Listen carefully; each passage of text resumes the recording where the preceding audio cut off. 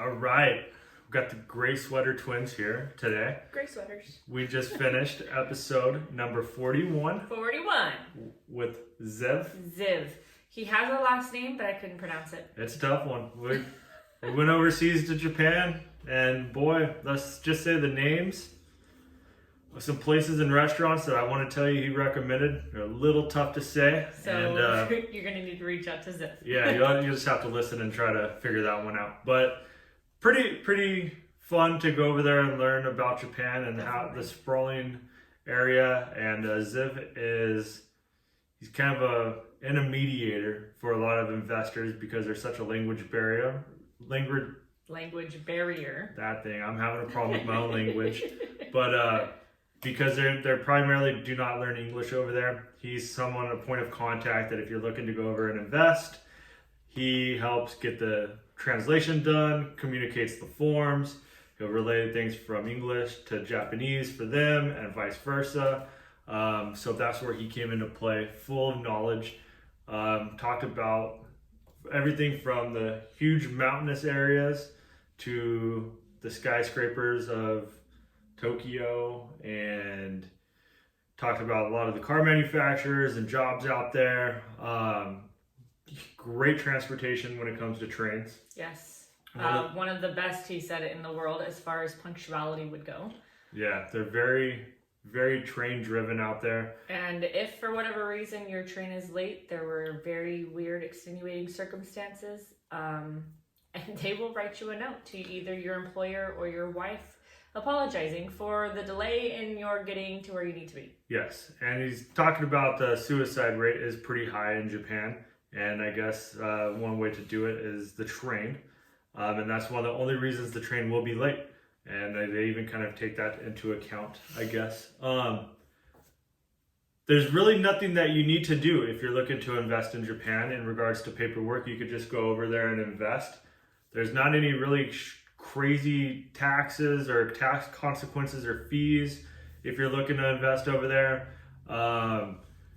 One of the most interesting things was the declining birth rate. So there's some neighborhood transitioning where was families that are going, kind of clearing it. They're selling that stuff pretty cheap, the lands in the communities. You're looking at about a 15 to 20% fee or cost to purchase. And I don't know, the average price was about 150. It was less than that. It was well, I mean, typically it's condos being sold out there. Yeah.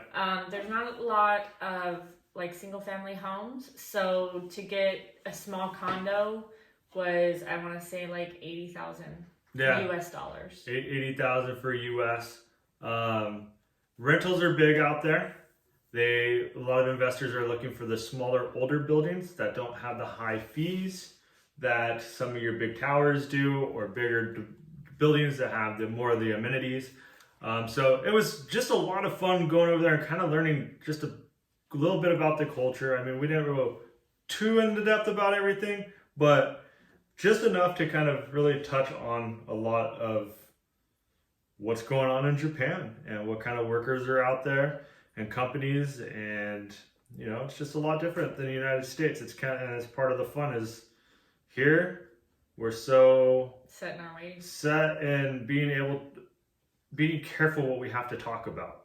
We have a lot of fair housing acts, and we can't really go into discussions in the residential side about certain things, so people don't get offended or whatever the scenario is. But over there, and even like up in Canada, it's been kind of fun hearing how things play out and the differences up there, and it's kind of cool, kind of an eye-opener. Any other things you wanted to point out? Let's see. Not really. I mean, just it's Airbnbs are out there.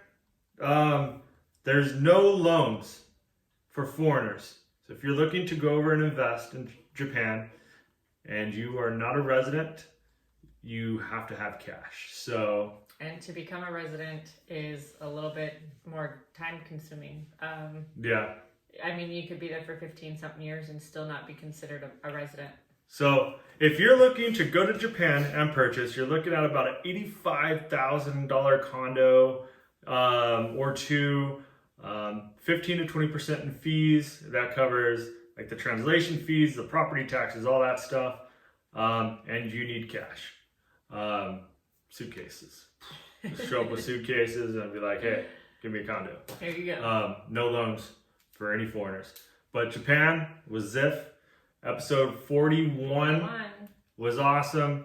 Check it out. Give us some feedback. See if it helps you learn a little bit about Japan and what's going on out there, and anything that we could do to help make our stuff more educational and better. Let us know. Otherwise, please subscribe to the YouTube channel, to the podcast. Definitely to the podcast.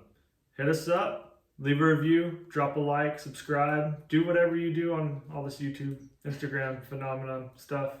And we did create a Facebook page. We'll be dropping that and be doing some other stuff that's coming up. So thank you. Pore Team out.